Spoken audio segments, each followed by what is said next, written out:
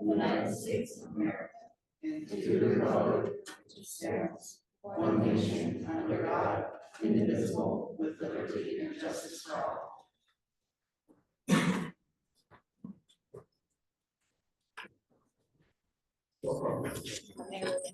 Here. Trustee White.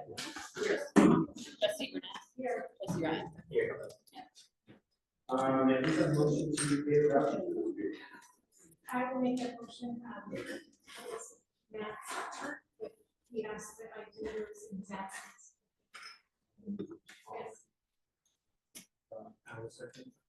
Order done. I'll second. Roll call please. Trustee Burnett. Yes. Trustee Ryan. Yes. Mayor Williams. Yes. Trustee White. Yes. May I please have a motion to approve the minutes from the 9/8/2025? I'll second the motion. Roll call please. Trustee White. Yes. Trustee Ryan. Yes. Mayor Williams. Yes. Trustee Burnett. Yes. Okay, at this time, I would like to introduce Mitch DeWine from CHA Solutions. Mitch drove 2 hours up and 2 hours back with us here tonight. And what we're doing is we're kind of having our opening public conversation on a geothermal opportunity that presented itself to the village. Mitch, you're welcome to come up if you want. Yeah, Just grab a seat. You can, Sure. Very comfortable. So I'm going to try my best to give a real quick synopsis of how we got here, and then please, Mitch, fill in anything that I missed. So we had kind of two different courses, two different projects that were running independently that converged.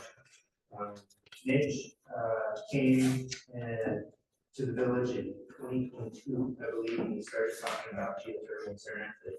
And he was able to get a grant through NYSERDA for $100,000 to pay for a geothermal feasibility study here in the village, which was exciting. We completed the geothermal study and proved feasible. And what Mitch's team is basically designed rings of development that would start in our downtown and then move further away from our downtown into residential areas. And so then, after that study was finalized, he went in for a $500,000 grant for the village, and it was awarded, which was amazing. It did have a $500,000 match, so it made it kind of hard to design the system and pay for that without money to move. And at the time, a couple years ago, I believe all park figures was like $14 million for our first phase of development, which folks here know is not easy. So that kind of went on hold until more money was available through the state or federal or any other program. Around the same time, the EPA showed some interest in one through Main Street, which was labeled as one of the proposed well fields in phase 1. So that phase 1 was like Dorset Street parking lot, 1-3 Main Street parking lot, Newbury's parking lot, and a couple other smaller areas to do a roof right out. So they started working through that project and basically got to a point where the money they had budgeted, $30 million, was not enough to complete their project, and it kind of went on the shelf while they looked for more money. During that time, I sort of called and said, you guys have had this outstanding award for a couple of years. We need to get a contract signed, or else it might be reallocated. And that's when Mitch spoke with the folks in NYSERDA and said, hey, would you ever be open to phasing this, letting us use partial amount for a phase and then a following phase that would be. And so they said they would be open to that, which was amazing. Because then we're looking at a 250 spend instead of 500 or 250 match. So then, for anybody who wasn't following, EPA requested $10 additional million in this year's budget that was approved and awarded in April. And that project came back off the shelf. And so what they really got to with the Office of Government Services and part of the budget was that although they were at 40, it was still going to be with all the mandatory contingency funding and such, fairly tight.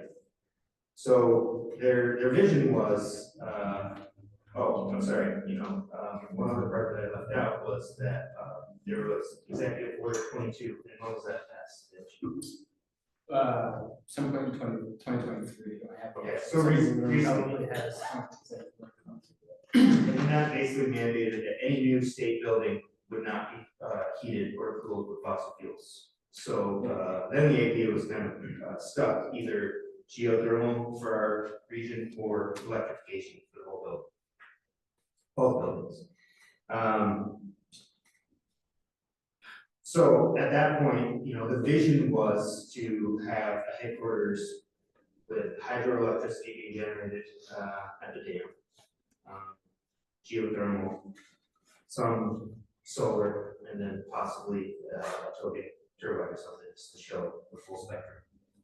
But through discussions, it became clear that there was potential for a municipal state partnership in Sephra. And basically the way that was presented was that the village would put in the well fields and potentially the HVAC system in our existing building. And then the APA lease agreement would pay for the utility as an anchor client and would cover the debt service. And so what that basically was the start of was the first time we saw a mutually benefiting situation where the APA would reduce their operating costs and have geothermal, and the village would get the first New York State geothermal utility. And although it wasn't the full first phase, it's a significant step forward in a proof of concept, and also has the capacity, if desired, to open up the potential for the Great South Housing Authority to tap into that. There's enough capacity out of that well field. So you're actually going, I believe, speak with their board. The new director of Great South Housing Authority was a member of the village team and has been familiar with the geothermal tax and a part of those discussions for years now. So it's kind of a right place, right time. In addition to those two projects converging, the courses converging, there's also the Inflation Reduction Act tax credits. So the village of Saranac Lake can take advantage of geothermal well fields to heat pumps at a savings of 30 to 40%. So for every $1 million we spend, we can get a tax credit for $300,000 to $400,000, which is absolutely huge. New York State entities do not take advantage of that because that tax credit goes to the general fund of the state and not to the entity's own budget. So they wouldn't be able to realize those savings as a state entity. So this kind of got even more interesting because about, I don't know the exact date, but about a year or a little over a year ago, we signed an energy performance contract with Siemens. And so Siemens' job is to identify efficiency projects that they finance, and then we pay the bill on with our savings. So it's a guaranteed return on investment. Siemens has great interest in this project and has basically said, we're willing to cover the cost of implementation, engineering, and design for this geothermal asset, and we will receive payments when APA starts making their lease payments. So it gets even that much more exciting because not only do we never have to pay debt service, we actually don't have to come out of pocket from our general. All of our funds continue to accrue interest, liquid, and then this project would not even go on our books towards our debt service. Did they confirm that? I didn't see that. Yes. Shad, that's what Shad put out last time we met. And so what we want to do is basically have a conversation and be able to have an industry expert in the room. That's about as far as my expertise goes of the whole scenario. So when it comes to capacity, precedent, what this would look like from start to finish, It's basically CHA, Siemens, managing this project for us. So, yeah, I'd like to open it up, Mitch, to anything and everything that you'd like to discuss, any questions from board. But really, I mean, yeah, this would be, kind of speed making. So, excited. So we have a couple of documents, one of them being the final report that we completed with NYSERDA. This report, even predating, I think, what are closer to final conversations with APA. So you'll see at the time, you know, a lot of the focus really about, Can you make that? yeah, I was gonna ask you to zoom in on the window a little bit. Just this? Yep, there's the image. So that kind of shows a graphic representation of where the project footprint was intended as we work through the project report. All of the red dots effectively are representing buildings that were within the area of study focus for each of the phases that we were looking at. And as you can see, kind of the pink shaded areas of sorts were, you know, again, through feasibility study were areas where we were considering a geothermal resource. There is a slightly darker pink, though kind of hard to see based on the image, a line that indicates the intended distribution loop routing. And so that'll show from geothermal resource how the energy is then delivered to each of the buildings that was being studied as part of the feasibility assessment. We have a number of different ideas or concepts associated with some of the system components, primarily focused on district thermal energy distribution piping or pumping energy.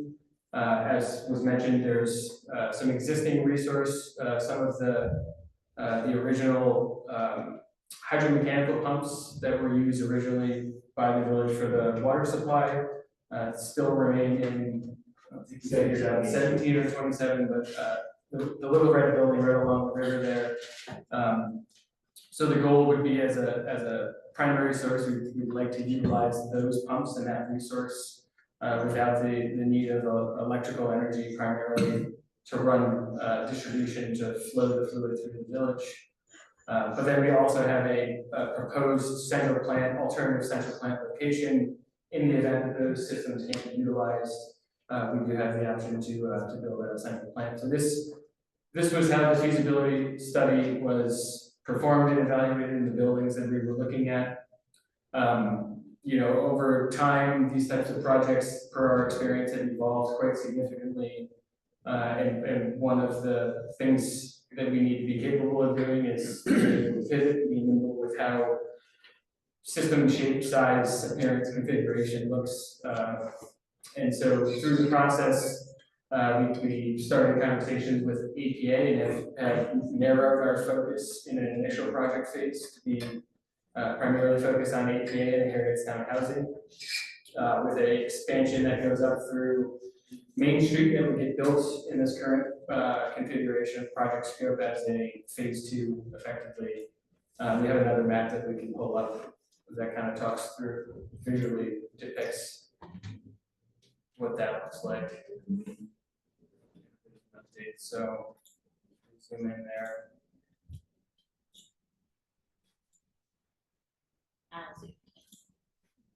Thank you.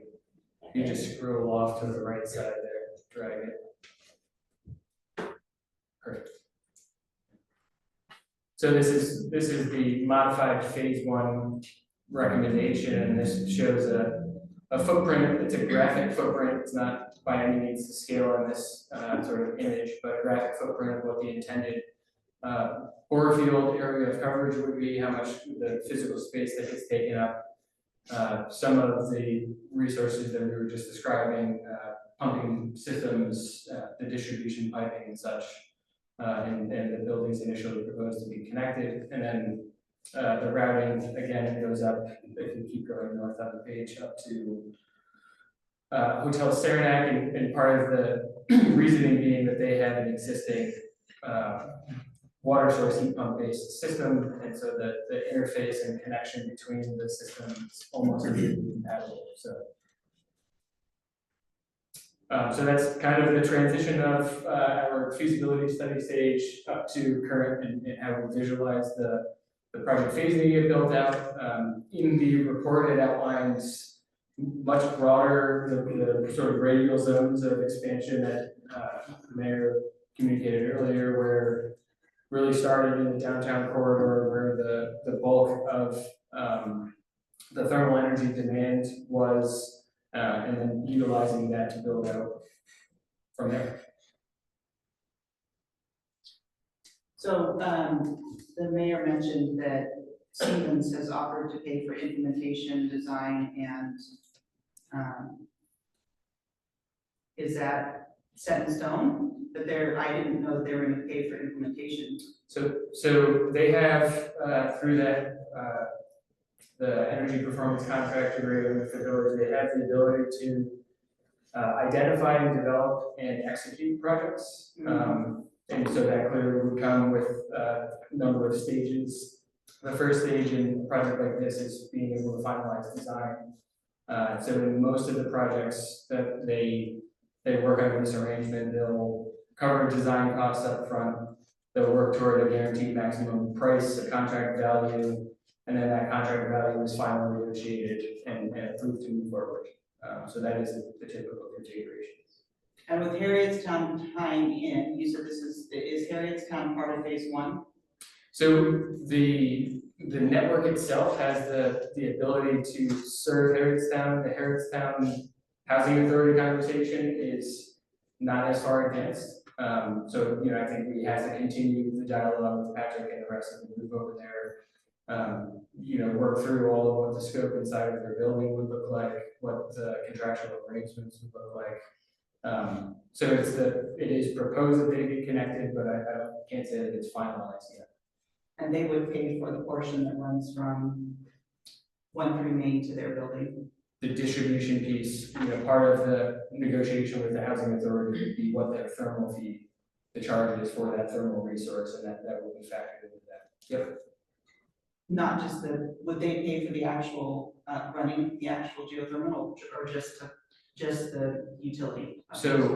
So ultimately, the answer is yes, because part of the operational costs that are borne by the utility, if there are electric pumps, they have to run those electric pumps, and that's a utility charge. So operating expenses for staff, for the utility charges to run the equipment, all of that would be calculated and factored into the contractual arrangements. Yep. So as it stands right now, phase one would only be supporting proposed APA building and Harrietstown, not any village or town buildings. In this current configuration. And Harrystown hasn't agreed, but I think they're interested and want to discuss it more. And then, just like us, we'll look for funds to convert some of the aspects of their current heating system. They've never had cooling, but it would take some upgrades to make it compatible. So, you might sit there ready for plug-in for a few years or more. Maybe never get plugged into, but the system would be covered, the cost of the system would be covered by the APA as the anchor, and then if Harrystown did plug in, it would be a stream of additional revenue for the village. And you said Siemens is prepared to pay on match, but what strings are attached to that? Would we still be able to control the bid? Would we be, if we hit some snag along the way, would we be responsible to pay that money back? So there's, as part of the development agreement, and I'm kind of talking a little bit out of turn because I'm not a representative of Siemens, but typically the development agreement has some level of a break fee. Normally is it equal to the full extent of upfront developments because they cover that as part of the business operations, but there is a break fee associated. That would all be presented ahead of getting started on the design that they're covering.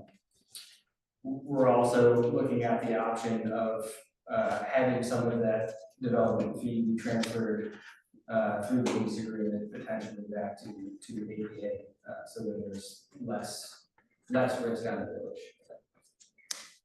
And that would all have to be ironed out before we can move forward. Right? My concern is the risk to the village, and then how much, I mean, we talked about, all these houses that can connect to it, but how much would it be for a house? Especially with the age of our houses in Saranac Lake, to actually tie into any type of geothermal system that we install. It's a tricky question because not all houses are made equal, as I'm sure you understand. It's going to vary very much so based on what existing systems are in place now. And so if you've got a system that's got a ducted forced air distribution system, it's not a lot in the village. Yeah, there's not. Recognize there's not a lot. So, but if you have that, right, the cost is going to be pretty narrowly focused on replacing your furnace in that case. Which in-kind furnace replacement costs are pretty close in line on a large heat pump compared to an oil or propane fired residential furnace. So, a few $1,000s on the low end. If you're getting into a house where the resident has chosen to put ducted distribution system in, you're gonna be all the way on the other end of the extreme. And so running ductwork isn't a cheap endeavor by any means. There are systems that are similar in deployment to like a split VRF system where you can put somewhere in the middle of that cost range. You can put a wall mounted cassette fan coil unit and have a water to refrigerant based heat pump system. Again, it's somewhere in the middle, right? Maybe tens of thousands compared to a few thousand. All very speculative on a residential house standpoint.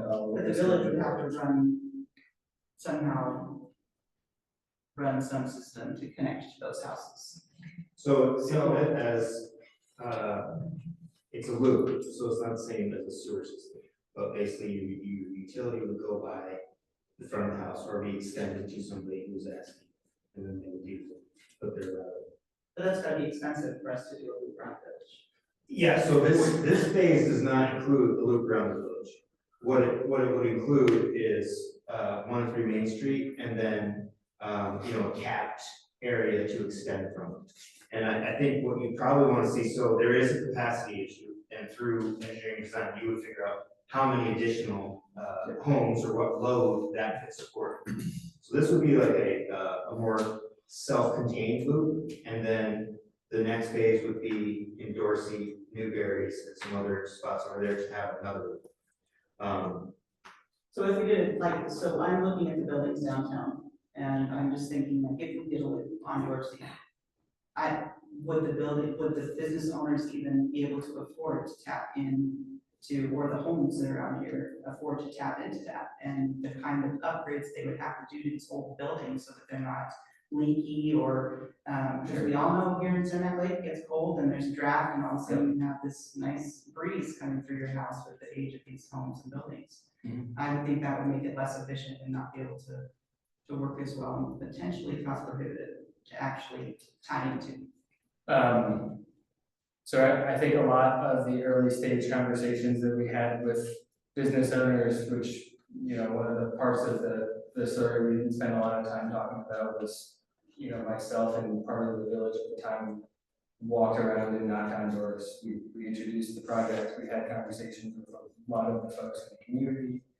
And many of those systems need to be replaced, right? They're at the end of useful life, and almost everyone we spoke with understood that there would be a price premium to pay for replacing a system likely in a compatible format to the system. But they all also acknowledge that they might not make another winter, for example, running a boiler because it's been there for the last 30 years plus, right? So, I think that's also going to be as variable as each individual residence. One other thing, one quick step, and so one other thing that I don't think we talked about too much is the fact that in more urban areas, there is usually gas piped to the homes. So the delivery of gas to the homes is far cheaper than here, where we truck everything. Everything is fuel or propane in trucks that are delivery and pay insurance to the drivers and all this other stuff. So the cost savings here would be far greater than in a place with natural gas piped to every building. Jill.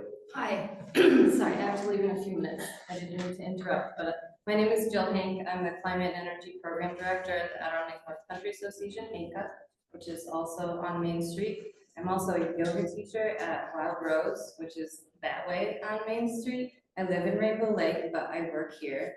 I had a meeting earlier with the mayor and Mitch and Akana and my colleague Nancy Bernstein here. And we talked about this project, and I just wanted to say that this is a groundbreaking opportunity. And I know that there are a lot of complications, but the fact that this is kind of unprecedented across the state, and we have a very unique opportunity at the moment to subsidize and finance in an affordable way this system to lay the groundwork is really an opportunity that is not happening anywhere else. And I know it can be scary because this is new to a lot of people, but geothermal is not a new technology. And we're also very lucky to have Mitch because Mitch has a lot of experience with this exact thing. And the fact that he has local connections makes me confident that this will happen in a responsible and intelligent way. And then there's also a few other connections that I wanted to point out before I have to leave to go teach my yoga class. New York State is incentivizing this. As Mayor Williams mentioned, the APA has to electrify any new building. So it would be a missed opportunity for them to not tap into a geothermal system because geothermal is the most efficient HVAC system out there. More efficient than air source heat pumps, more efficient than propane, more efficient than fuel oil. And we know that most of our businesses have delivered fuels, so the cost savings is also going to be significant. And I am also concerned about individual buildings, businesses, households connecting, which is why it's really neat that this first phase would aggregate anchor tenants so that they could bear those costs and prove that the technology is effective. Also, the housing authority has separate funds that could pay for renovations and retrofits. And because it's a housing authority, it also has to abide by New York State initiatives. We also, ANCA implements the North Country Clean Energy Hub and we're working with multifamily units and housing authorities. So that's something that's already on our radar and something that we are already hoping to support. So coincidentally, like this aligns really well with our work. Nancy pointed out that to cover the cost of a retrofit for a geothermal system, and also everybody is already doing energy efficiency work. Everybody is already thinking about what their next heating source is going to be. There's like 7, we're in the Adirondack Bank building, there's like 7 different HVAC systems in that building, none of which work properly. So like that's already on our radar, they're going to fail. This gives us an extra option, like something to consider. It is not a mandate, it is not something that people will be forced to participate in. It will take time, but with this initial phase, it will show that it is effective and hopefully cost effective. And also just really cool that we would be switching off of fossil fuels. Just check my notes.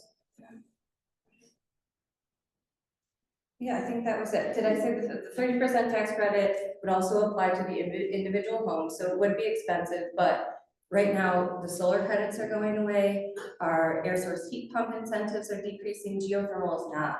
So the fact that we're aligning with the one of the technology sources that still has support on the federal and state level, I think gives me a level of certainty that this will not just disappear. So I have to go, but Nancy's gonna stay, Caroline's going to stay, happy to answer any questions in like a minute, and excited for this project. Thanks so much. Yeah. So I guess I'm trying to get at what is the risk and benefit associated with the village taking on a project of this size? Because we do have a lot of projects up in the air right now. And all of them seem to have a match associated with them, and we don't have that much money in our balance.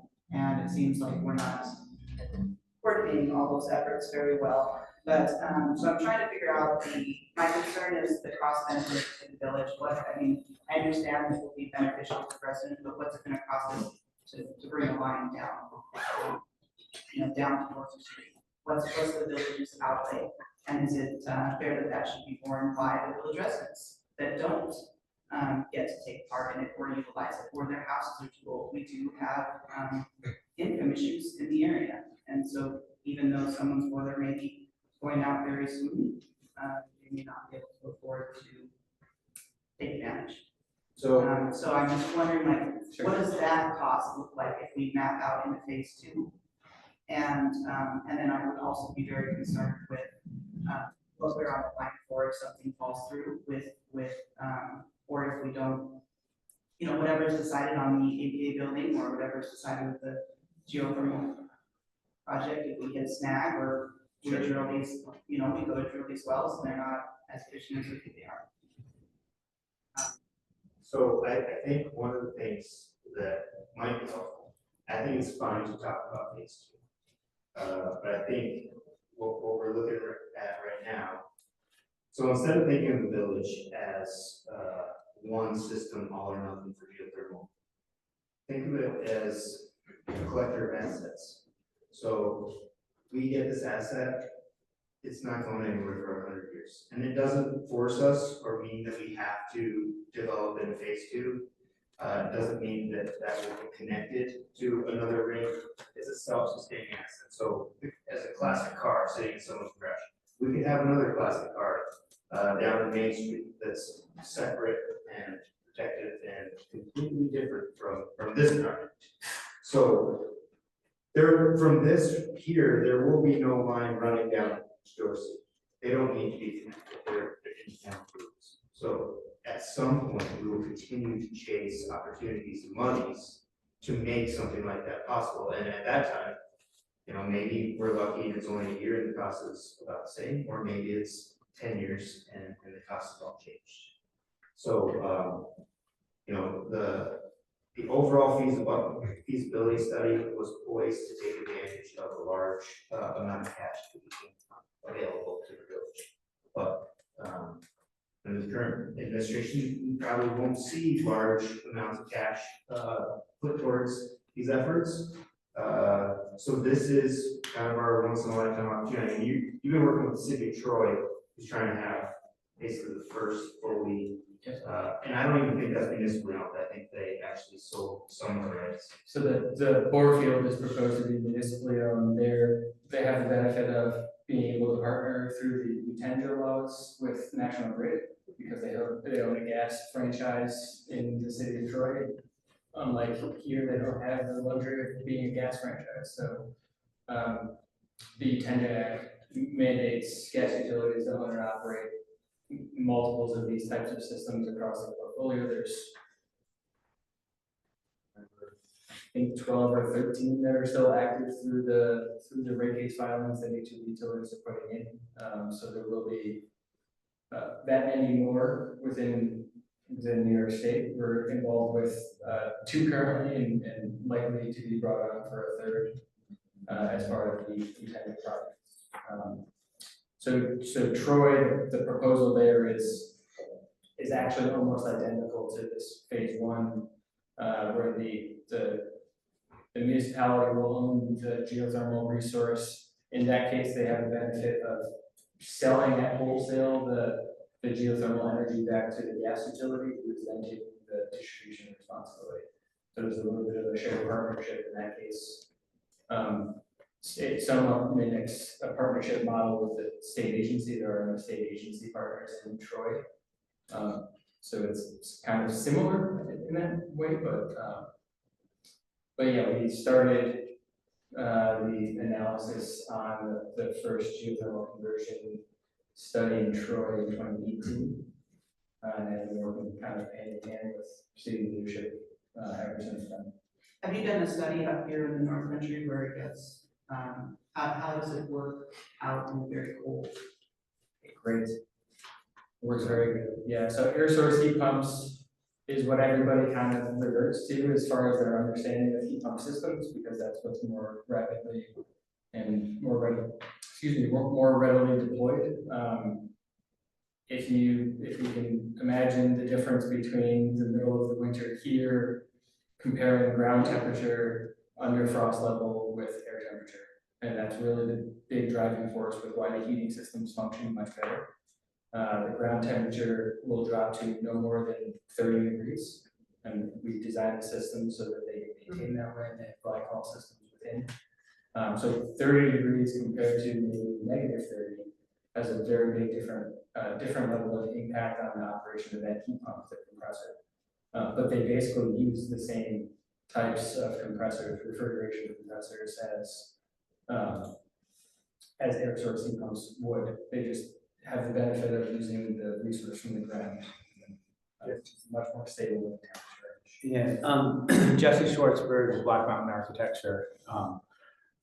And I have a few comments on this, but first question, what's the water temperature of the loop going to do, like when it's delivering? Because there's a lot, this town is mostly hot water, oil, heat. So what would be delivered to buildings is ambient temperature. It's not heating hot water. So the loop is 80, 90 degree water or something? It'll be between 30 and 90 degrees. 30 and 90 degrees. Okay. Yeah, higher in the summertime, much lower in the winter time when heat's being sucked out of it. Okay, that was the first question. And then that just to complete the equation, that then gets connected to heat pumps, and the heat pumps can be of various forms. They're either water to air distributed heat pumps, or they're heat pump chillers. At which point you can distribute hot water and chilled water to buildings from that central piece of equipment. Okay, yeah, no, I understand what you're saying there. So I just want to first say that, you know, I don't have a lot of background on this project, but I have done several geothermal projects, and there's nothing, in my perspective, geothermal is incredible. There's nothing strange about geothermal. Geothermal is no different than your refrigerators blowing hot air out the bottom, except it's better. It's a lot better than that. The challenge with geothermal is the upfront cost. Like I would put if it wasn't for the upfront cost of drilling the well versus attaching a unit to the outside of the house, geothermal would be the standard that I would use on every project. So there's not, and it's when we get into mechanicals and whatnot, like it's all about the upfront costs, which, you know, I don't understand all the financial dynamics and your concerns and that, you know, I know nothing about that.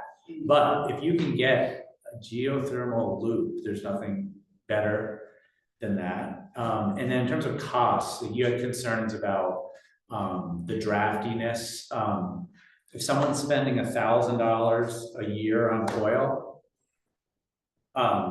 you know, I don't know how many hundreds of dollars, like, you know, it's all about the upfront cost. Once that equivalent system was in that house, even if you didn't you left it a leaky house, you still have to put the same amount of energy into that house. The cost of that energy is significantly less, like really inexpensive. And I get that we're not talking about phase 2 right now, but who should bear that cost of bringing the system to the house? Yeah, so And that's my concern. Like what I do on my property is different. And we just had solar panels installed last week on the back end of our garage in our house. I mean, what I do on my property is far different than what I do with taxpayer funds when there's a limited amount of people that are actually going to be utilizing it. yeah. And that's my concern, because I'm not spending my money, right? I'm spending taxpayer money.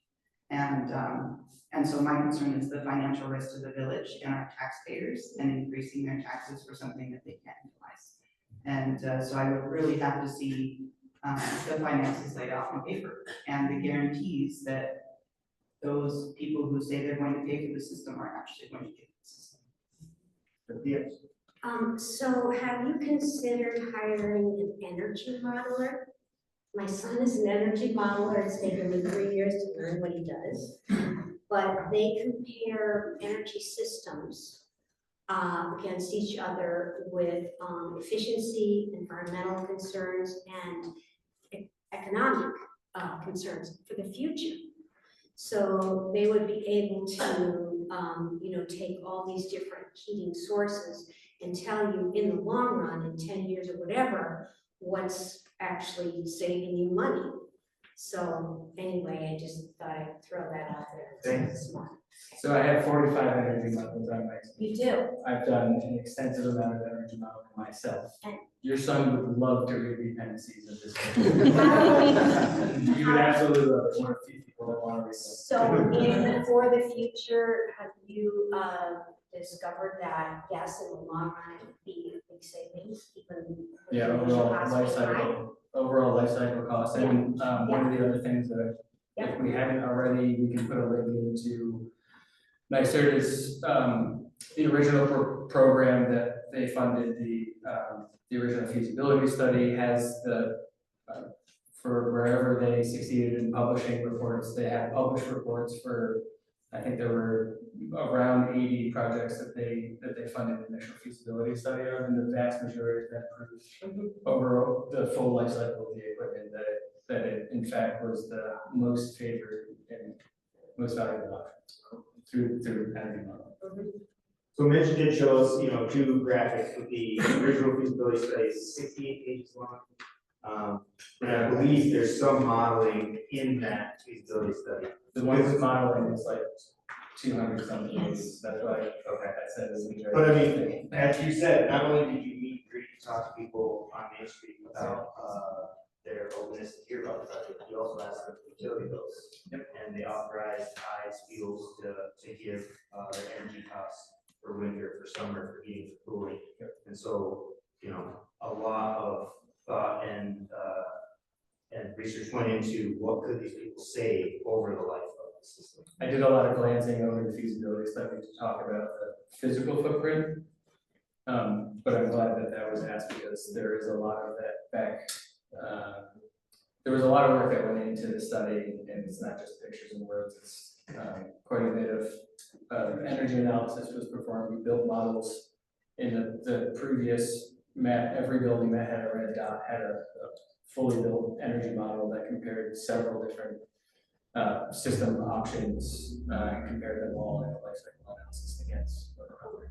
Yep. Did you analyze what the ADA cost would be for that, or not, excuse me, but what the cost for a company would be, just to do that first phase? The 1 to 3 main building by itself and the bore fields. Yep. So when we did that, that was all prior to the APA building being in this configuration. And so the lens that we reviewed that on was as a resource to the overall system. Okay. We haven't isolated just to the 1 to 3 main building by itself, because it was never really intended to just be that building. We have all the information, we can certainly do that. Because it would be nice to get the financing aspects on paper to see what those costs are and some commitments on what Siemens would pay for, but. Just ballparking, Mitch, and correct me if I'm wrong, but ballparking. Yeah. If we were to do the well field, you were thinking it would be around $3 million. Mm-hmm. And if we did the HVAC system in our current 1-3 Main Street building, it would be about an additional $1. Then we get 30% back, and then the debt service would be covered. So we would just do, if the APA projects move forward, we would just do the well fields, right? They would pay for tying it into 1-3 main Well, with their upgrades. Both ideas were brought to the table because we could take advantage of the tax credits that are in 1-3 Main Street existing residential. So if we wanted to do that, it would be, again, calculated into the entire debt service, which would be graded over their lease term. And who did you said you talked to someone about the debt service, who did you talk to as far as the debt service would belong to Siemens as opposed to us? Because that is also a concern of mine because of the other projects that we have going on. We've talked about the debt ceiling and how the potential emergency services building would impact that, and so who did you talk to about that? Yeah. It was Captain Siemens, so we haven't talked to anybody, we haven't talked to anybody government over it, no.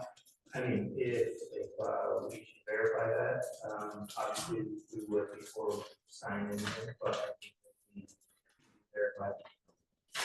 Harry, you had something? Just wanted to say, I'm Harry Gordon. I'm an architect here in Saranac Lake. I was part of the original team for making Saranac Lake the first climate smart community in the North Country.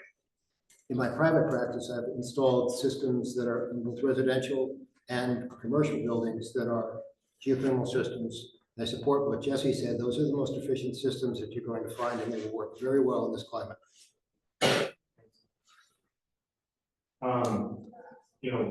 One of the constraints that we're here to talk about tonight is timeline. So, right now, the APA project is in, the design phase.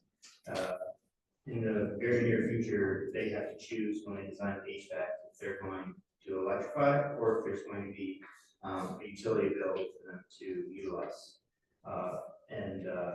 So, like all projects, it has to be completed, they have a timeline that they're working on. And if it's not, we'll lose the opportunity. So the opportunity for one free proof of concept in the multi-million-dollar range is here, it's real, it's exciting. It doesn't guarantee that we will ever get to move on to phase two. I hope, but there are no guarantees. So we chase the money, we look for, we could get our own rig for $1 million and drill our own well fields, which would save us a large portion of that expense. That's down the road, a different conversation, but when somebody wants to save money building a house, what do they do? Build themselves. And so, if you want to save money. I think that, I don't know that I agree with that statement. I would think that there is a little more skill involved than just Yes, a whole you don't want every to person on the street building all the qualify. But, I mean, ask the code enforcement officer, I think he's here. we have some pretty intelligent guys in our DPW who have taken over infrastructure projects that we used to bid out at 10 times the cost. So, I think that we could find folks either through new hire or existing personnel who would be capable of learning the system. Mitch, you were saying that Mike Richter, who spent a lot of time in Lake Placid, like Northwood, is actually one of the region's primary drillers. And you have a personal relationship, I do not, but would he be willing to be part of this project and then maybe train some of our guys? I don't know, but it'd be interesting.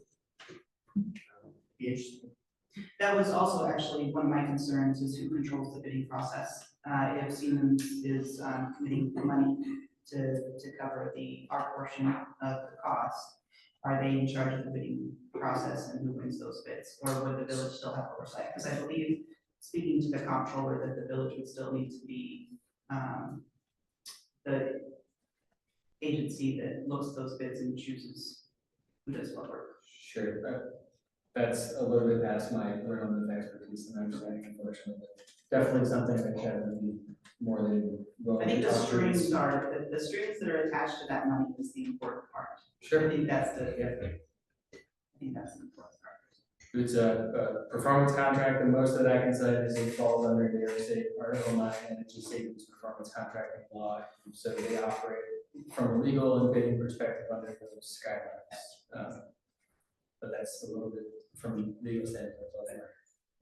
I just wanted to emphasize one other thing just with this is, again, it's all about if you're gonna get the money in the, like, all your concerns are here, like, I have no idea about, but I just want to reiterate, this is a very much a commodity thing. People hear geothermal and they're like, it's out there, it's the future. At the end of the day, I just want to just reiterate that this is, like, if you're trying to bid this is well drilled. This is like drilling a well for everyone's house that everyone ever had a well drilled. Like, this is running a pipe through the street that's like no different than running any other pipe through the street.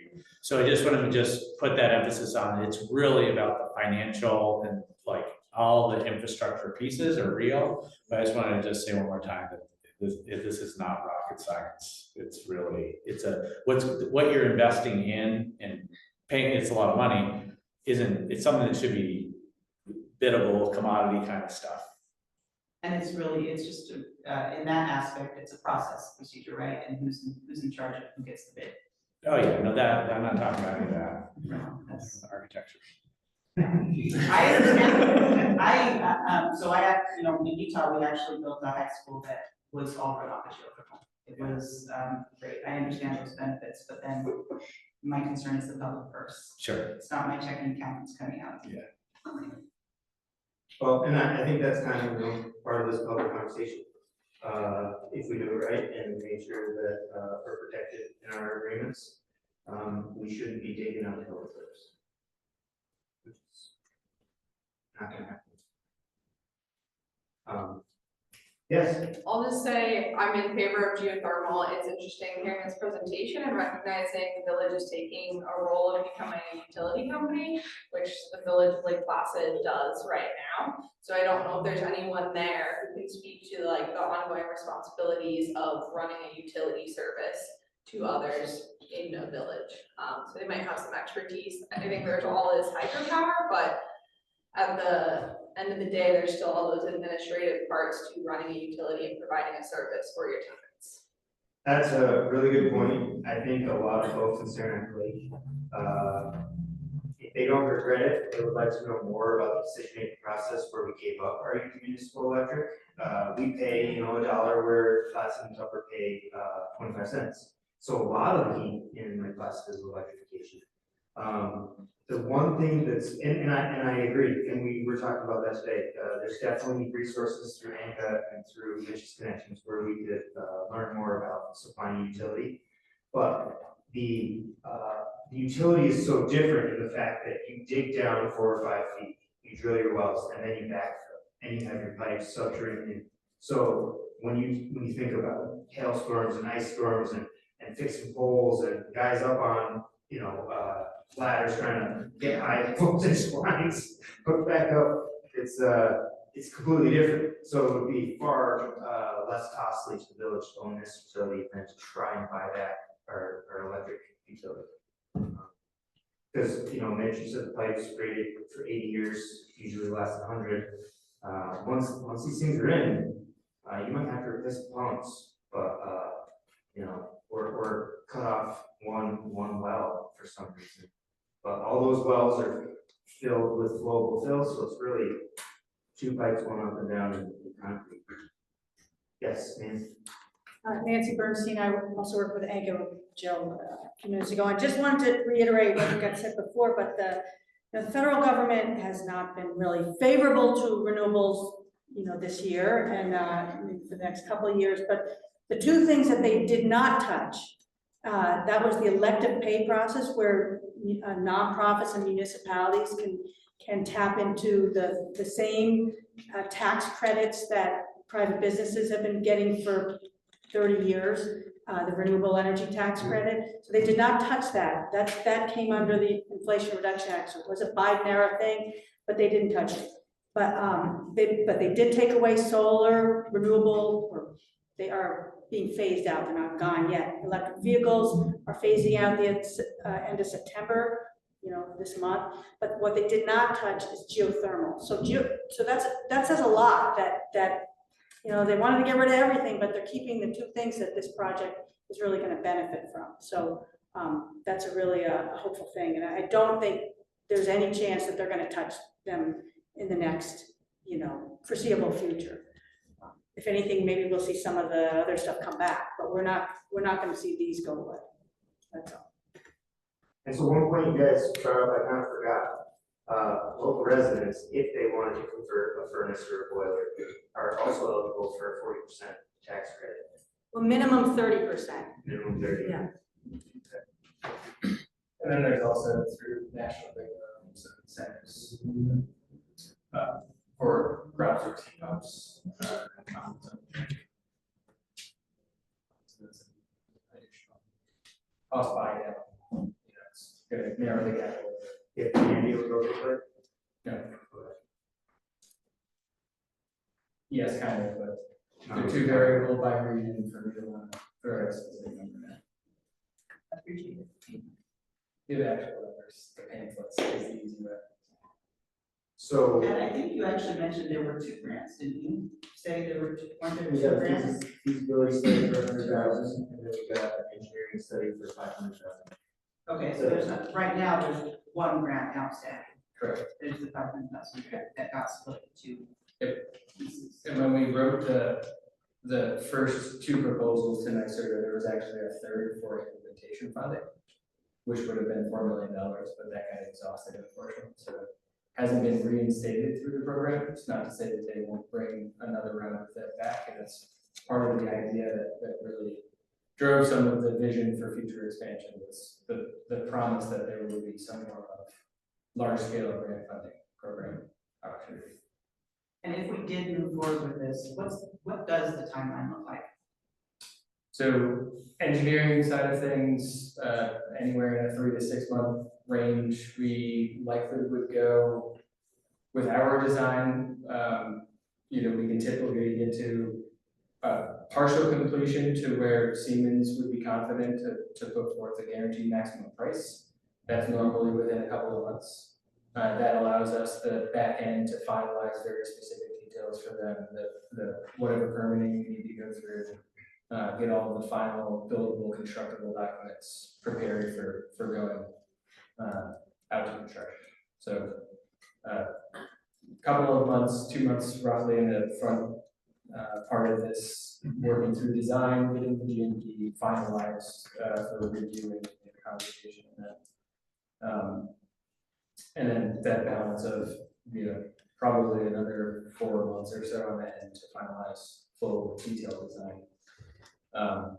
And going through the bidding process, is variable depending on what time of year, and what other projects are ongoing, it's the construction industry. So generally that can go for a couple of months before they've got a team kind of figured out. Or field of the first phase size, generally between 1 to 2 months of total construction timeline. And that's, all of the site excavation, all of the drilling process, the creation of wherever the pumping station needs to go, and site restoration. And is this a seasonal, when you talk about actually doing the drilling and construction, is that seasonal, or are you lifted? None of the drilling, no, because they're in bedrock, they're there, if there's frost over it, they should go with them. It'll have a little bit of impact on price if they're excavating from the ground, but The timing is not a concern. nope, they can do it all year round. It just, because I think it's interesting, it shows that you're already tied in, so, you're currently working with DC, is it DC? Yep. To do a geothermal system, Yeah, and they're a great work site. and, did a test well last year, or What have they been before last? did you see positive, temperatures and conditions? Yeah, the resources is strong resource, at least in Raybrook. We would go through part of the design process in the first couple of months, is making sure we were drilling a test bore right on the project site location. And we've been working with NYSERDA to get that also funded and supplement to the base project and workforce development initiatives that will help drive some of that. And the test bore gives us everything we need for the final work design. So it'll tell us things like thermal conductivity and diffusivity. The conductivity is how well the ground acts as a heat exchanger. The diffusivity is generally an indicator of water flow through the rock that you're drilling in. How deep the bedrock elevation is important, because that you have a solid steel casing until you hit bedrock. So all of those contributions to the ultimate project cost. And once you have a test for it, you share that with the drilling community, and they'll have the ability to firm up pricing. Is there any, have you ever seen a scenario where you drill with your casing, cap them, and then come back in the spring to excavate and cut and then backfill? I know that sounds a little backwards, but do you know what I mean? Instead of excavating frozen, if we wanted to do this in the winter, instead of excavating frozen. We can run, certainly can, some of our smaller quantity of borehole projects, we don't actually do a full site excavation before drill. Because it's actually cheaper to just trench the lateral package between the bores. This one is kind of at a sweet spot, so we would have the drilling community price it up either way, and whichever one is the most cost effective is how the project would be built. Normally around 20 or 30 bores is where it goes. It tips over the scales of being not cost effective to trench a bunch of laterals that are 4 foot. So this is over that scale where we can get it. Have you had a chance to look at the design for the ATA and how many bores you would need? So the important part for us is the energy model actually is the important part for us. So we do have values from the draft version of their energy model. And that sets for us the total assumed linear footage of borehole that's needed. And on that site, there was capacity sufficient to serve those two buildings with some conservative wiggle room because we clearly don't have all the final design to be able to finish it. I think, I mean, from my perspective, the goal would be to maximize capacity in that area. So, you know, 4 areas have housing authority, 4 are residents that want to move around, but get the most out of every square foot. And, Because you're not going to drill again. yeah, we're never gonna drill it. So, you know, I know you mentioned that there used to be a 500-foot cap, right? And that was recently lifted, didn't go to 8, or is it? There is no depth, maximum depth law anymore, so there are so many timelines, dates and timeline to remember. But there's a diminishing return, like the deeper you go Yeah. across versus. So New York State had a 500-foot rule up until a year and a half ago, of sorts, right about that time frame. Anything beyond 500-foot depth, they basically decided that you were, per old New York State environmental laws, you were considered a oil and gas well at that point, so you'd have to go through a division of mine permit negotiation process, which brought to the surface a lot of additional complications to project permitting. And the most sort of convoluted one is that if you're doing an oil or a gas well in New York State, generally you have one, because you're trying to extract something out of it, right? And so the piece that made it the most challenging was you have to carry costs in an escrow account to basically decommission that well at the end of its life. They lifted that part, recognizing that for geothermal resource, it makes absolutely no sense. It's already a closed loop, put a cap on the top, and it's not going to have any impact on the local revenue. They lifted the 500-foot rule, and we can drill geothermal holes as basically as deep as we want to. There are efficiencies at certain depths and thresholds. The northeastern sweet spot ends up being around 800 to 850 feet. So that's normally where we want to propose a geothermal boring within this region, based on a number of performance criteria factors. But the most important is kind of the ratio of system pumping energy to the overall system performance. There's a trade-off when we get below 800-foot depth, where your pumping energy is pretty high on the system.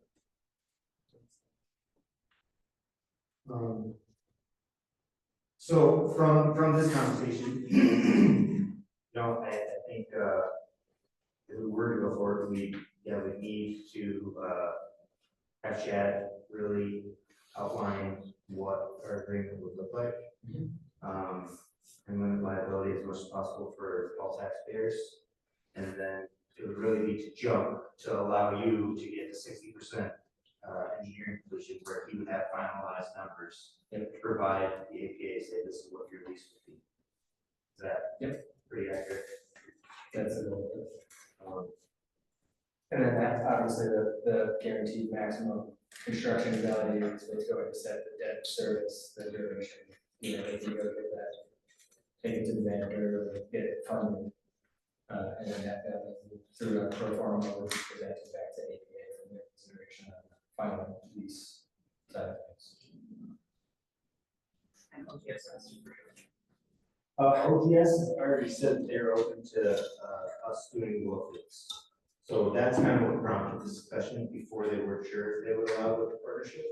But since it's our property, our building, the well field and 1 and 3 main are up to us. But as I said, if we don't make a certain timeline, there won't be.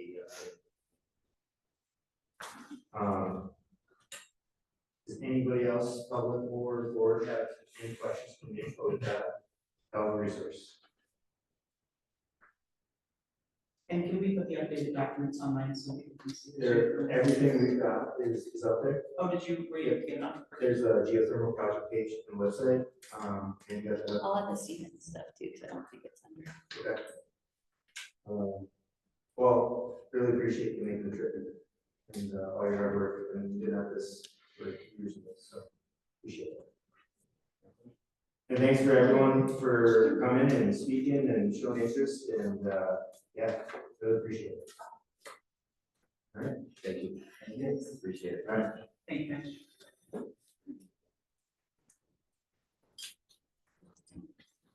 Hey, Mitch, do you think we could set up something, with Jana and you and Chad and, just get that, some sort of movement of like what it would look like? Yep. What is?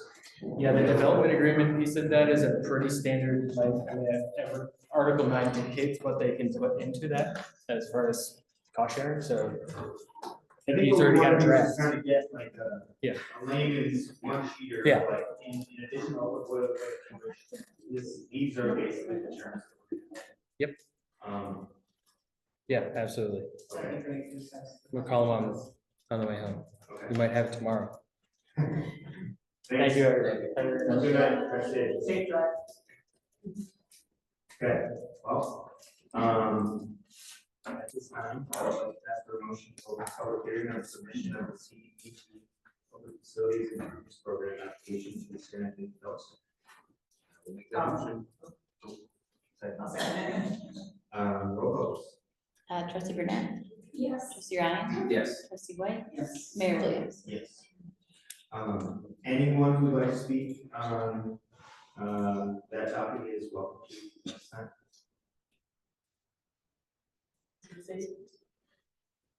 I'll say something. Yes. I'm Susan Waters.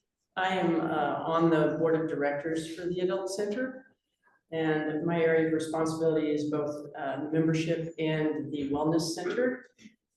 We have 270 members right now. And 112 of those also have memberships to our fitness center. It's a small gym, but it's very well equipped.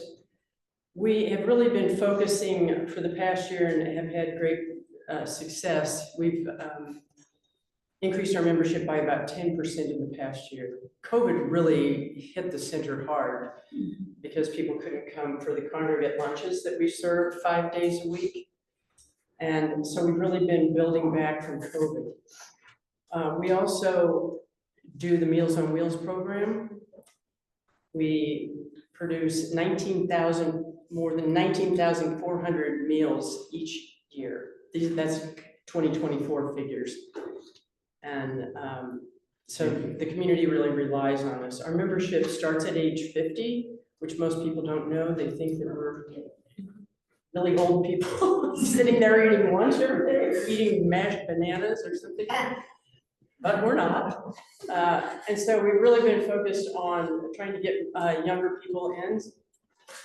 But our building is very old. It's 50 years old also, and there really haven't been major upgrades to it since that time. So our kitchen is looking pretty ragged, even though we're trying to produce almost 20,000 meals a year in there. And the flooring is getting old. Our heating system is now really on the verge of collapse. Yep, we've got a retaining wall that's caving in out front. So the place really needs an upgrade. And we appreciate the village offering to support this grant for us. So we can answer probably any questions you have. Jana is one of the people who's doing activities. We're offering yoga and Tai Chi and other wellness programs. We're also doing dances and things that are open to the whole community. So we're not just supporting 50 and over members in our community. And it's really a kind of a regional center. We're supported by all of the surrounding towns, St. Armand and Franklin, and all of the surrounding towns. So come see what we have to offer. Anybody's welcome anytime. Do you do your meal program at all the surrounding towns as well? Some of the Meals on Wheels drivers do go pretty far. Jim is one of the Meals on Wheels drivers, and we have a couple of routes that go pretty far out, right? Smiths, Lake Clear, Bloomingdale, Vermontville. Yeah. Good job, guys. Yeah, thank you. It's great, yeah. Thank you. All right. At this time, I'd like to ask for a motion to close the public hearing. I'll make that motion. I'll second. Mayor Williams, Yes. trustee White, Yes. trustee Burnett, Yes. trustee Ryan. Yes. Okay, one more round of public comment for anyone who'd like to speak, and there will be another public comment at the end of the meeting. That's my cue. Sorry. I'll get it first. Oh, Thank you for your support for the adult center, we appreciate it very much. Thank you to the mayor and the trustees. let's do, I still recording. Good, I'm glad. Yeah, finally. Thank Yeah, hello, I'm Laura Jean Swanson. And I want to ask a big question here, big topic. Where is the cannabis tax fund money that you have collected? Let me give a little narrative. One of the organizations that I'm part of, I applied for North Elba was, the town of North Elba was very forthcoming. There was a lot of advertising, like we have these grants available for cannabis tax fund. And part of the monies go to community organizations, youth programs, et cetera, investing in the community. So, okay, I applied and made it to a couple rounds of verbal interviews. And in both interviews, they asked, why are all you Saranac Lake organizations applying for town of North Elba grants when Saranac Lake received the exact same amount that the town of North Elba did? So I said, okay. So I think I reached out to Bachana and Amanda. Amanda got right back to me and she said, I'm going to check it out for you. And she got back and said, there's no grant program, but you can write a letter, which I did in January of 2025 for the same organization for a different, reason, a different program. And Amanda said, oh, got it.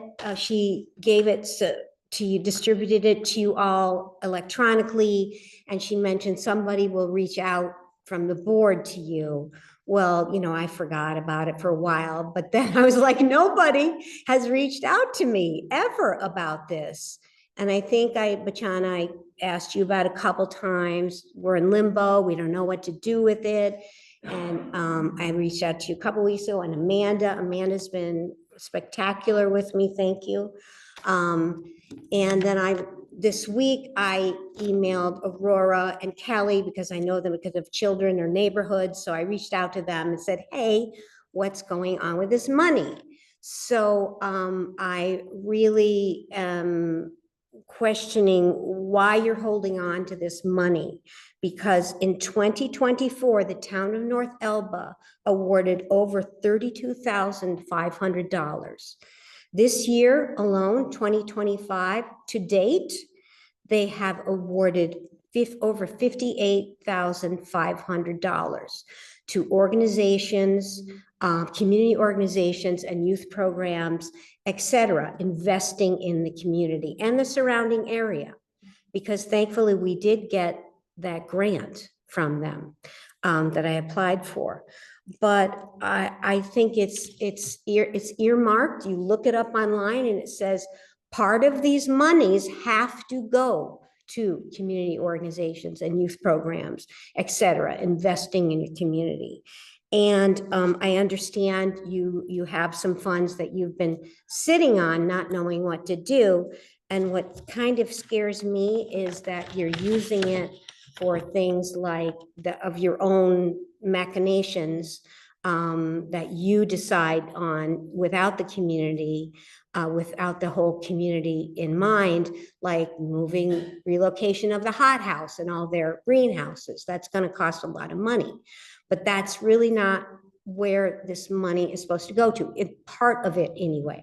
Part of it, yes, you can do some of what you want, but some of it by law, I believe is, well, that's what I read and that's what they told me, or at North Elba, has to go to these organizations of the community and youth programs. So can you answer a question? Did you get other requests besides my letter in January 25? Did you get other requests? I appreciate you coming and talking to the board, because a few weeks ago, it was something I brought to the board's attention, following along also personally with the town of North Elba and how they have the grant program. And I presented to the board a draft of the grant program. I did send that to Tim. Mhm. Yeah, great. I did email that to you. Oh, you did? I did. But that's okay. It was last week. Okay. No, but it hasn't been adopted yet. Thank you, So it's Amanda. something Okay. We're thinking about also, but hearing from you and your experience in going to town. of North Elba Yeah. And how that went. Right. Now that it's been going back into the community. They had a separate committee, I believe, That too. reviews them and Yeah. distributes them earmarked for youth, seniors, recreation Right, activities. right. Yeah, I'm hoping that our board agrees to do the same thing here in Saranac Lake. I think ethically, So Lord, is it you okay should. if I like offer a little more background? to this? Absolutely, please. Thank you. So, I'm not sure if it was 1 or 2 payments, but when the tax first started being dispersed, we got either 1 or 2 payments. And then for, I believe, right now, we're probably at for 5 or 6. So times that by 3, like 15 or 18 months, where we have not gotten a single penny. And so we did reach out to the county and comptroller and Department of Taxation. Nicole and Kendra have been working diligently, and the best thing we found so far, and I've been talking with Supervisor Doty over in North Elba, who also was not getting payments, was that they made an accounting error in the beginning, and we're trying to offset that error through live payments without notification. Okay. So well over a year ago, we did get 2 payments. What we're trying to do as a board is figure out the best way to implement those funds. And so we are discussing it, but some of the urgency has lacked as we wait to see what's going on. So, but you have $40,000 from 2023. Can you distribute that to our, to Here's the, another piece that I wanna, just talk about. So, I think what you'll find on this board is a love of Pisgah, like a board hasn't had in a while. I think everybody on this board believes in everything you do out there, you want to see the mountain flourish and be reinvigorated for the next few years. So through North Elba, we got a leaf grant, we got a whole new pipe in. Right. We're out to bid right now for a new pump Right. and a new well house. Yeah. We just last meeting authorized $100,000 for a new groomer. But what we want to do before we start giving away the money is part of our fiduciary responsibility is to make sure we don't exceed our tax cap, right? So part of the geothermal excitement and part of the cannabis excitement, part of the parking enforcement excitement is creating new lines of revenue so we don't raise taxes and lose family and friends because they can't afford taxes here. So we want to take the proper amount of time to decide where those funds are going to go when they do start coming in. But again, it's state mandated that some of these funds, a percentage of these funds have to go to these community organizations and youth programs. And you know what? Mandated. So I would like to ask you guys, if you would please, this week, to figure out what is mandated from the cannabis funds and what is not. Because up to this point, really haven't had, Kenny, you can go right after Lord. I was just gonna tell you, I can tell you right now, from cannabis, the New York drug their website.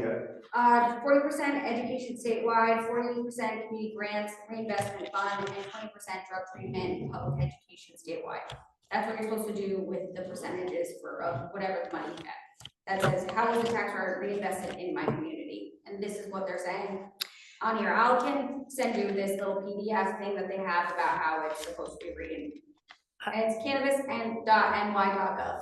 That, I looked at another site today and it did say, give another percentage, I don't know that off the top of my head, but it specified community programs, community groups, and community youth programs. So it's a small percentage of what you're getting, but I mean, if North Elba has given out almost 100 grand in 2 years, you must have had other requests, right? Other letters that have come in? For cannabis-specific funds? Yes. I can't think of another cannabis-specific fund. But we haven't done, like you said, what the town of North Elba did Right. in promoting this grant. Right. It's available.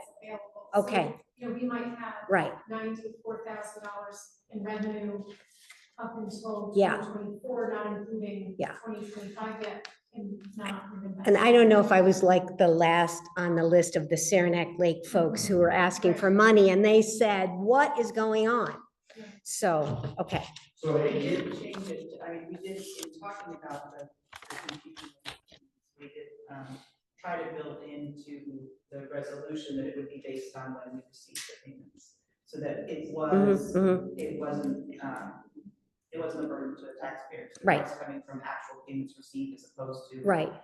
So one more question, have you figured out what that $40,000 that you got in 2023 is going to yet? No. Okay. And what I want to do is give you our word Okay, that we will dig into. Okay. Not only the graph Yeah. that Anna sends. Yeah. But also state law and every resource we have. Yeah. To understand. Yeah.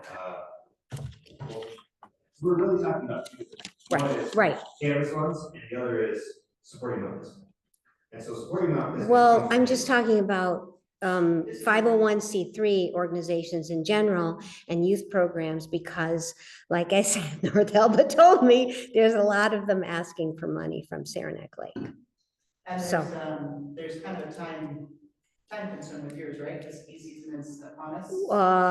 Well, I mean, you know, everything's always rolling, but yeah.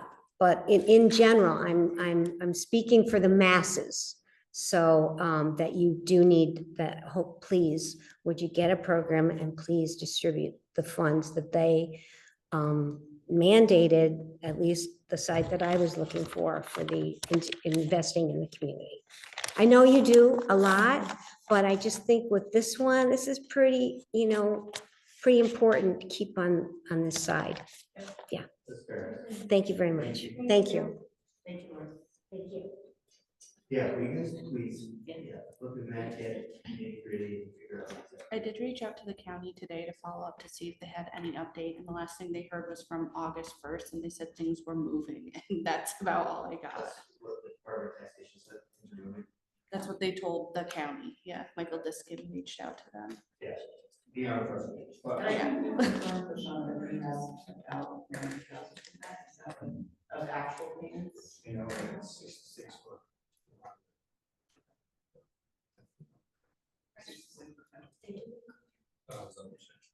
And Kelly, would you be able to recirculate your resolution and maybe Make some. make some? Yeah. When that gets back.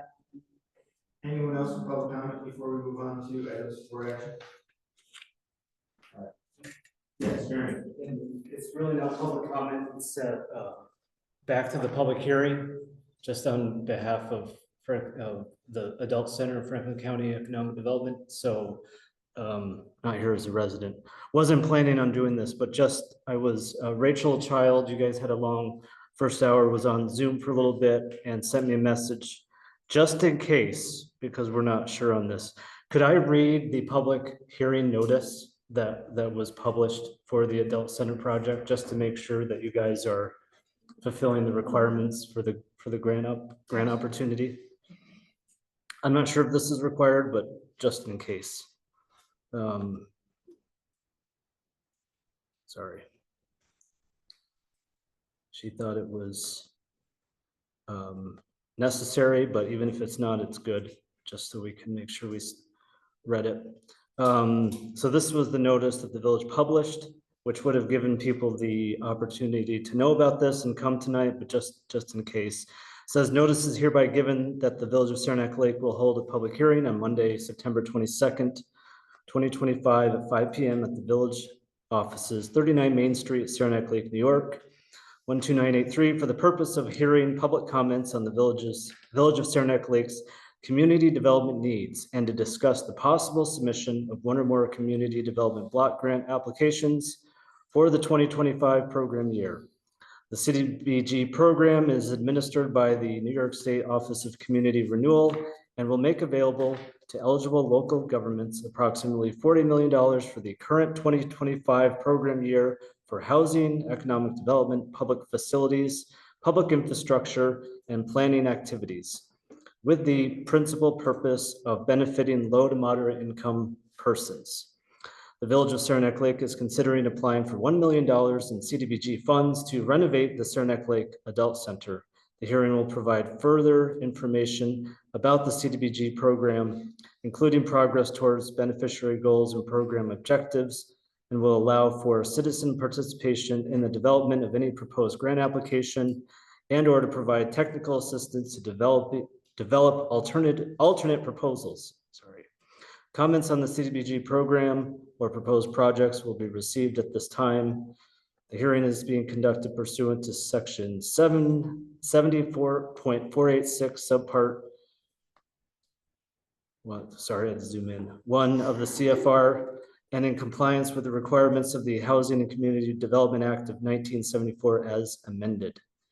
The location of the hearing is accessible to persons with disabilities. If special accommodations are needed for persons with disabilities, those with hearing impairments, or those in need of translation from English, those individuals should contact Amanda Hoff, clerk at saranaclakeny.gov at least 3 days in advance of the hearing date to allow for necessary arrangements. Written comments may also be submitted to the Village of Saranac Lake, 39 Main Street, Suite 9, Saranac Lake, New York, 12983, by email to Amanda Hoff, Village clerk at saranaclakeny.gov until September 25th, 2025 at 5 p.m.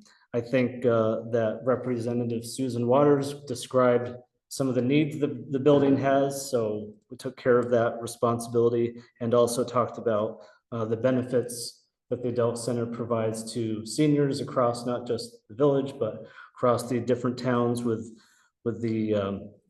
their commercial kitchen and the meals they provide and Meals on Wheels. So I think that her description provided a good background for what this project entails. And again, thank you for that, just to make sure we are meeting the public hearing requirements of the grant. I just wanted to read that, so thank you. Thanks. I think Rachel works. Yeah. All right. Moving on to the other board actions. Please have a motion to keep equipment surplus. Thanks for coming, guys.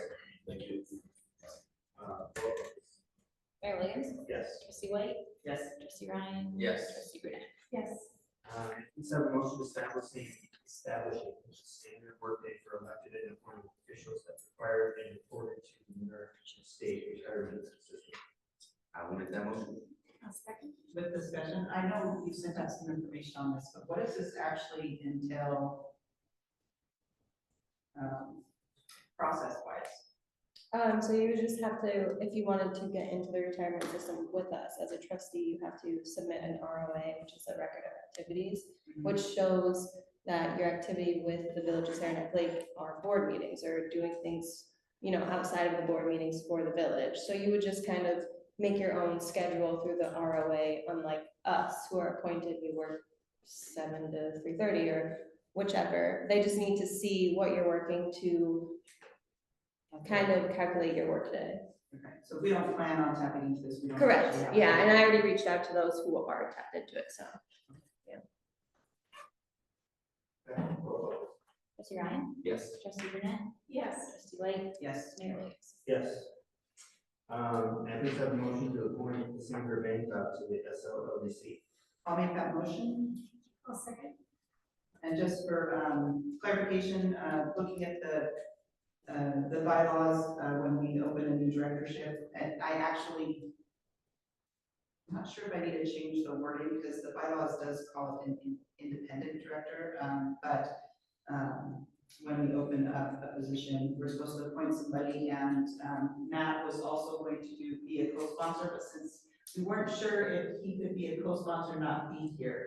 So we did talk about this in the SLLBC meeting, and everybody was on board for to join the team and supported it. We just weren't sure if he could be, we weren't sure of the technicalities, if he could be a co-sponsor or not be here. So, but she's got a lot that she can bring to the table, and And you guys voted as a. yeah, Matt was gonna actually bring it forward, but he's not in the country. How many It's all good. So members do you have right now? I think we have 9, or this will make 9. This makes 7. Or this makes 7. So Stephanie is stepping down. Yeah. Okay, so the same position is just a member of the board. Yeah, they're on the LDC, it's their directors. Okay. That's, Understood. yeah, Um, I don't know, Stephanie is still. Yeah, I think she's a great resource. She's gonna do well. roll call please. Trustee Burnett, Yes. Mayor Williams, Yes. trustee White, Yes. trustee Ryan. Yes. Greg has been on for 2 hours. Thank you, Greg. Can please have a motion to approve the SDA contract agreement for sewer project. I will make that motion. I'll second. Roll call please. You guys any questions for Greg? Mayor Williams, Yes. trustee White, Yes. trustee Burnett, Yes. trustee Ryan. Yes. Thanks, Greg. No problem. Thanks, guys. Can I please have a motion, to direct the issuance of an RFP for a village audit for discussion. I will make that motion, yes. I'll second the discussion.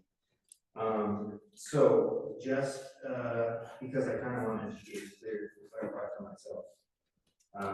It's my understanding that, when this administration started, actually previous, if you will, previous board, myself, Kelly, Matt, Tom, and Rich, village had not completed proper reporting, to comptroller's office in over 5 years, which was an immediate alarm, and we worked hard to contract with individuals to get us up to date and make up for all those years that were not reported, which is required for any. So That's the AFR, right? That's separate from the regional audit. Used to be AFR, and now it's. right, so here's what I kind of want to understand about your proposal, and maybe you can shed some light on it. Right now, we're in compliance with the comptroller's office, and I'm wondering about 2 things. One of which would be the time commitment from staff to conduct a self-directed audit or the cost. So, I mean, as past treasurer, current treasurer, can you give us just an explanation of one, what you think that time commitment would be, what we think the cost would be, and then if this is something that we should do, once every 10 years, every other year, every 5 years? This is separate from the AFR, and it's the responsibility of the board to do it every year. It's internal audit, so we're supposed to be auditing any office that handles cash, which would essentially be this one. It's not like a full-blown. So I do want to hear from the treasurers, because I appreciate that. I just don't know myself. So, I mean, what is the actuality? Just to give you a perspective, a year and a half ago, we had to do program audit, which is it's a requirement set by the federal government. If you're using more than $750,000 granted to the village straight from the federal government, you have to go through the program audit. And since we had our funding during COVID, we didn't have to do it, and we did it. That did cost us around, if I remember correctly, that was around $8,000, and it took a month and a half. Month and a half, and somebody else's time, or you're done? Combined. Okay. Yeah, it was a process provided with documentation, making sure it was worded, and sets that requirement.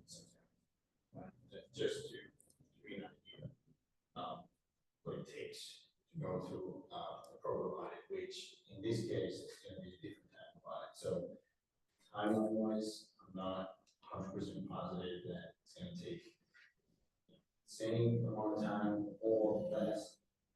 Price wise, it's probably gonna be thousands of dollars, only based on my previous experience in working.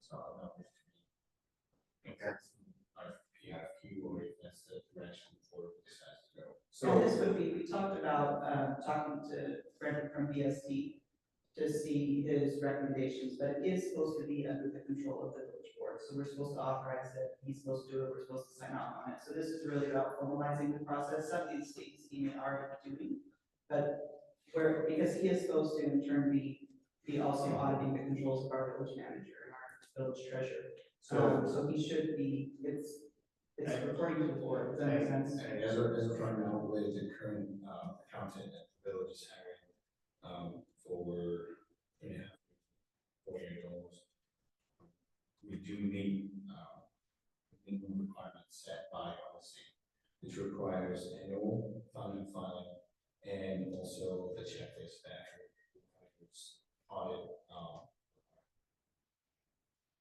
So, and this is kind of where I want to get to. Right now, we're in compliance. We are. And so what we're filing is basically a tax return for the comptroller office. And with a list of extras to satisfy the audit requirement. So, so this would be, so I guess that's where I'm trying to get to, because you're saying that this is required every year. And Vashana is saying that we're in compliance with the requirements. We're in compliance with AFR, and we may be doing this, but not in the way. Brendan may be doing this, but the board hasn't taken control of it like it should, in the sense that we should have a contract, we should be employing him to do this, and then we should also be signing off on the reports. Because basically, if we don't hire someone to do it, we are supposed to, as a board, do it, which I don't think any of us want to do an internal audit on the office. So he may be doing this, and the checklist may satisfy this. But this is really about making the process formal. And Bashan was going to look back and see, or talk to Brendan about if there is a contract in place. You don't have to go out to bid per se each year. You can do it for multiple years. But it is supposed to be a process that is done by the board. It is the responsibility of the board. Which we, I mean. We've never signed, I've never signed off in a meeting on a financial report at all. Okay. Well, I personally would like to gather a little more information. We didn't really discuss this before tonight. And I would like to know what's required for us to be authorized by. So maybe we could ask, is it Brendan? I was hoping to talk to him at the NICOM conference, but he wasn't there. Maybe we could ask him to come and give us an update, not only on this year's audit, but also, his recommendations going forward. Be here in October. In October. Do you think we could coordinate that on the night of, take October? I think we're the 13th. It's like the middle of October. 14th. I don't think he needs to come for a visit, but Sean can talk to him and kind of report back out to us, that would be fine. He doesn't need to come and explain to us, He's already gonna be here. advising Vashana, he can. Yeah, I just don't wanna, basically vote on a resolution that I don't understand. Because my impression was that we were not only making fast improvements, but we're in total compliance. And so I just wanna hear from our paid expert and maybe smooth out any, public contract. That's fine with me, I just want to formalize the process. Okay. We're doing our duty as a village board. Yeah, 100%, I think that's fair. So I would make a motion table pending a visit from Brendan to update board on both what's legally required and how we're doing this village. Does he come annually or Yeah. so October will be here?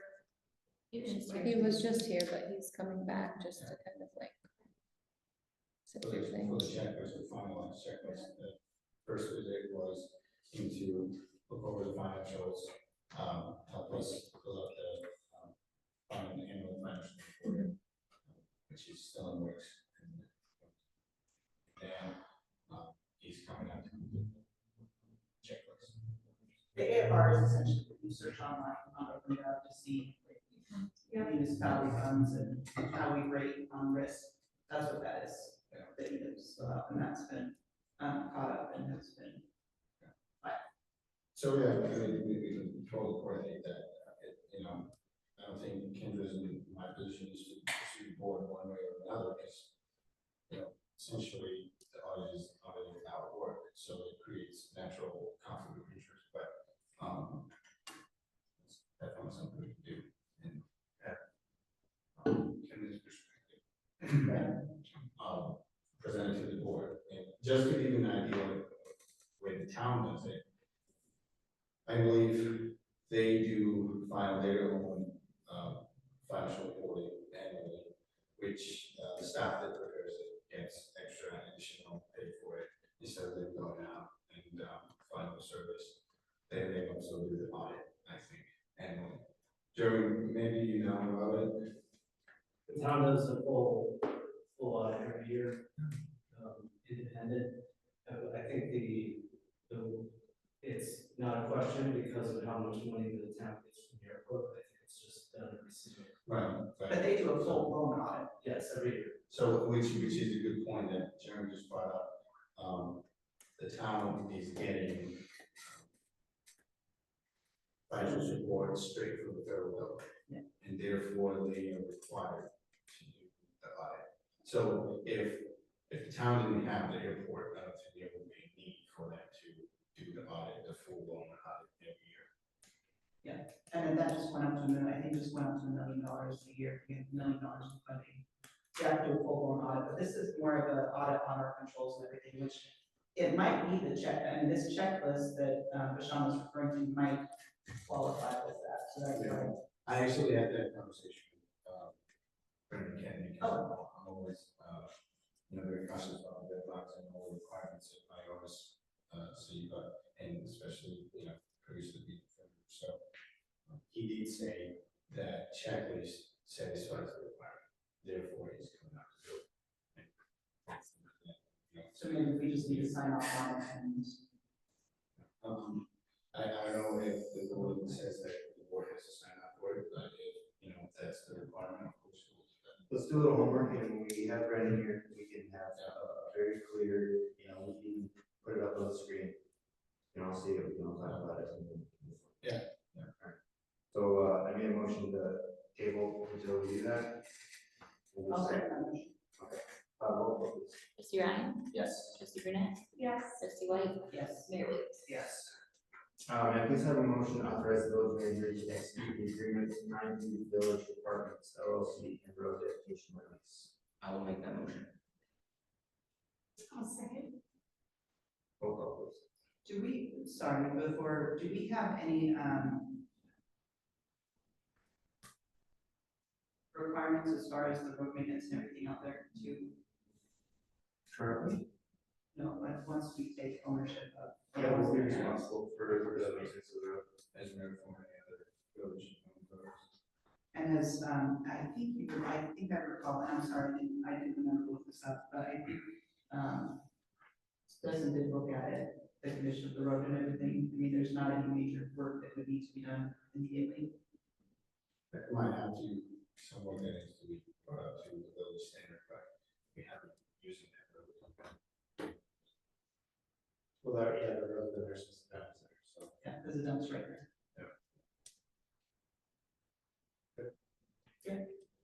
Roll call, please. Mayor Williams? Yes. Trustee Brunette? Yes. Trustee White? Yes. Trustee Ryan? Yes. Okay, moving on to old business. Aurora, can you take us through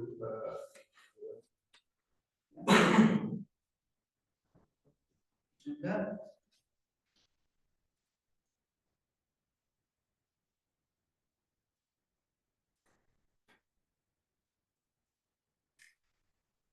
And so emergency services site, facility site plan, and the environmental study discussion. Basically, I did see, I saw the site plan that was posted online that a member of our public got through a FOIA request. And I do have some concerns with the site plan, just as far as exiting from the facility and then looking at, and granted, I'm not an expert, but it does go over some utility right of ways and such. And why did we go away from accessing Lepan Highway, like just going straight to Lepan Highway as opposed to going down Bay Boulevard where those utility right of ways are? We went, sorry, You mean like creating a road right there? Is that what you're? Correct. Okay. I just Like, wanted to clarify what your question. it just seems like it would be easier to go, to avoid those right of ways and any of that utility infrastructure is already there, to go out to Lepan Highway. So I'm just wondering if there was what was the reason for going away from it? So, the reason for going away from the direct access to Route 3 and also to move the design 100 feet away from the wetlands was because members of the public brought up a concern that they felt there was a quid pro quo and a connection between the APA project and the emergency services project, and it was unethical. So the board at the time said, all right, well, we'll construct a building that's outside of 100-foot line of demarcation, and we'll not go with the Route 3 access instead. And so, you know, all the easements and everything are cleared. The village has full access to Bay Boulevard. So we have, I mean, we have other projects that require APA permits, variances, whatever. Yes. My gosh, we Katrina, lots of Kings, submitted the one for the fire child proposal. So I'm just wondering why can we go that route? Because that would address some of the issues of the public too, to do access through Lepan Highway. Because one of the things I was looking at on the site plan is my thought process was if something happens to the utility line and they actually have to fix it, dig it up, whatever, what position does that put our emergency services in? Same as any other road work that they would encounter.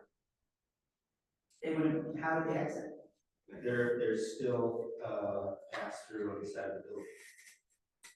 And I don't see how, I'm not sure how they would make that turn in the parking lot with cars there to get out and back around, because they'd essentially have to do like a loop and back around. So it just seems easier if we would just if we would exit out onto Lepan Highway. So, I mean, why not try for the APA permit? I mean, I agree with that. I've always thought that was probably the best way to enter and exit that property. I mean, they're both professional agencies. I understand that there may have been something between emergency services facility and the APA downtown, but we're both trying to do business, and it's a government entity, and we should be able to apply for the variances for our different projects and the permits for our different projects that we have going. We might have to do one for Baldwin Park, and they've already cited in Wendell's information that we're gonna have to work with the APA on it anyway for the USDA grant. So is that something that we can put back on the table, is exiting out onto Lepan Highway? So at this point, I think that would be a question for Glendo and the Public Safety Building Committee to talk about the pros and cons to doing that. What we're doing on a routine basis is we're going 3 steps forward, and then we are changing something, and we're pivoting, and it's more time, more discussion, more cost, more plans, and delays the project. So I do think getting feedback from Wendell and the Public Safety Building Committee would be, fair on that topic, but I just think the reason is that people thought they were tied in the work, and I think there that's the reason. are aspects of the project that are further up on the priority scale right now. That's just my opinion. Whether that goes into play or not with our current design, I do think that's something, if we have to, we can focus on later as well, but I think everyone agrees that that would be the most beneficial thing. So. I if guess we that's, can- when is the right time to talk about it? that's I would think, yeah, I would we think that don't the know. site plan would be a place to kind of mark out if we could do it, this is where we would do it. You know, that being said, I do think. Because that's where Bay Boulevard is listed on there currently, and it's marked out. So I didn't know if we could. Because they've already done this, they already have it planned out with the exit on there from previously, right? There was a conceptual drawing that showed up two lines through wetlands, yes, but it wasn't designed, just like the building is not designed now. Well, and that's what I'm saying, I think it would be easy to put it on there if it's not, because we haven't. Well, It's not as I designed. said, I don't think in this project and where they're at right now, anything is just easy to throw on there. We've been at this for 3.5 years, and you know, we're still in phase 1 of design with a lot of back and forths. So yeah, I will happily bring it up at the next public safety building committee, and you know, we can talk to Wendell about it. The other question that I had on the environmental study is, I was reading on the USDA grant, and it mentioned that you cannot get a grant on property without a clean bill of health, essentially. And so is it too early for us to be, and I'm not sure if KS has started their environmental study or not, is it too early for us to be doing an environmental study if the DEC hasn't closed out the oil spill? Like, don't we know they're gonna find that and So put it in the there's a report? questionnaire that the village and Wendell had to fill out for KAS before they started their environmental study. And all of that is listed on there. So they're fully aware, and no one said anything to myself or Rashawn or Kate. Oh, hey, we can't do your environmental study because of the spill that happened. Oh, I'm not saying the environmental study can't be done, I think it can be done, and they'll, hopefully, they are probably gonna find that. But I think that would go against or count against us for the USDA grant, so wouldn't we want to wait until that is finalized and put up? Because I think they have a test in June, and then we should have just had one in September, and that would have been, that then would have been clear, because they needed 2 tests to pass, right? For consecutive quarterly test. But they needed 2 more, so I think it was June and September, and then they would be Correct. done. Correct. So do we know if that's closed out? Should be hearing from DC. Okay. Because they want to decide, they got the samples and. So they didn't do the testing, and they didn't know if it would be prudent to wait until we got that clean bill of health, if you will, before we have KAS in there. KAS already went to the site and yeah, through their scheduling with Wendell and the village. And as I said, all that stuff was disclosed to them. So I'm sure when the results come back, they're clean and it's closed out, that'll be also included in the report.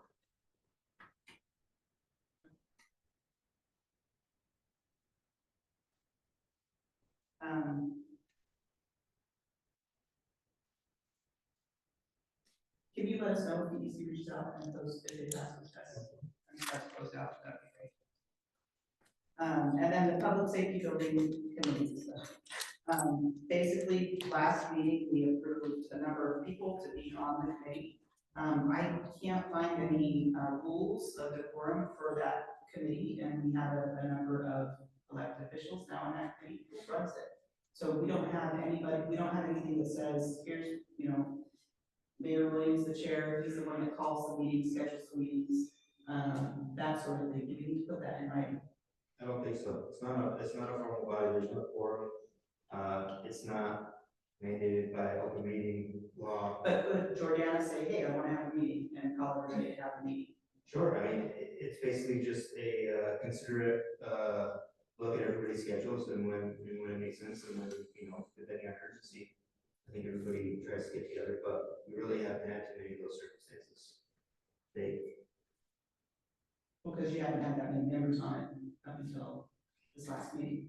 I think it would just be good to formalize who's organizing those, and working with Wendell to do that. that was my concern with the committee, is that there's a lot more voices and who is kind of taking lead on it.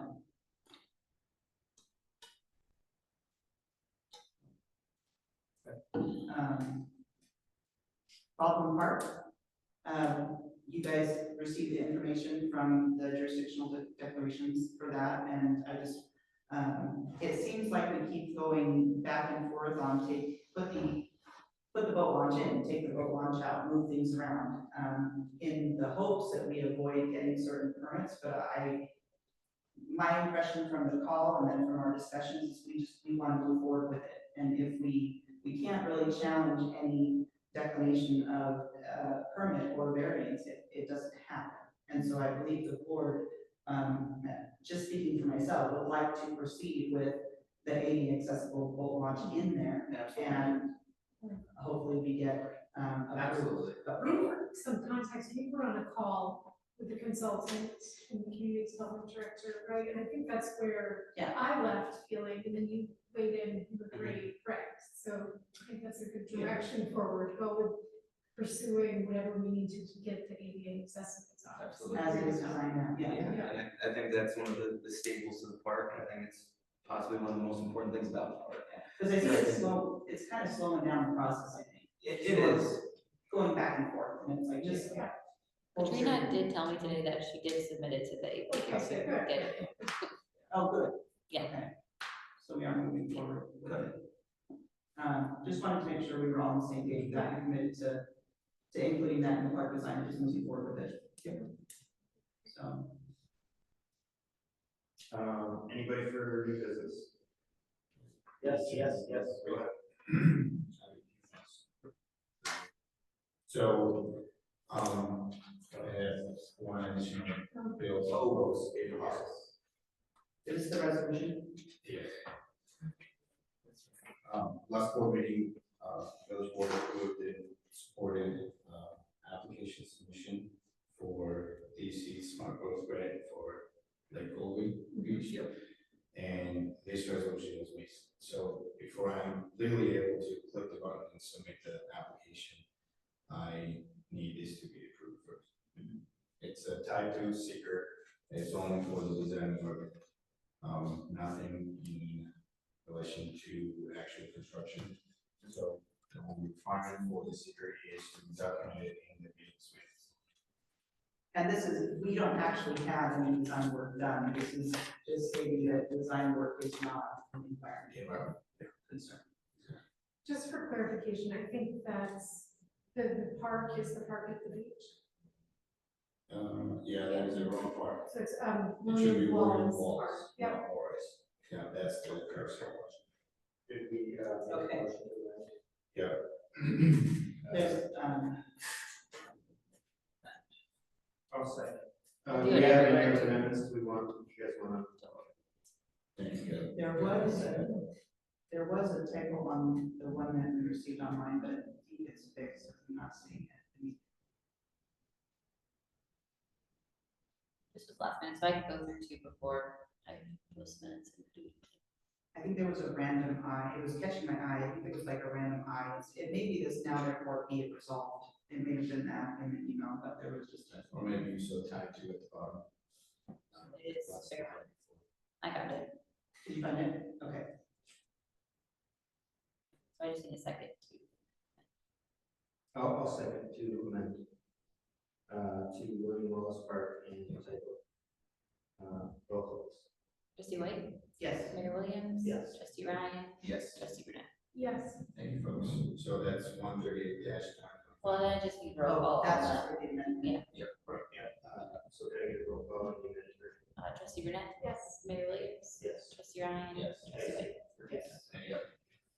Oh, the other question I have is the subdivision of the C. You see how the board did that? I'm not quite sure why. Okay, at this time, I'm gonna open up, second period public comments. Jack, you gonna behave over there? I'm gonna speak. Okay. Jeremy, come on. All right, we, are canceling the executive session, So it's time, is there a motion to adjourn? I'll make that motion. I didn't know if there was a motion. That's my bad. I left it on there. I'll make that motion. Mayor Williams. Yes. Mayor Williams. Yes. Trustee White. Yes. Trustee Burnett. Trustee. Yes. Thank you. Thanks, everybody.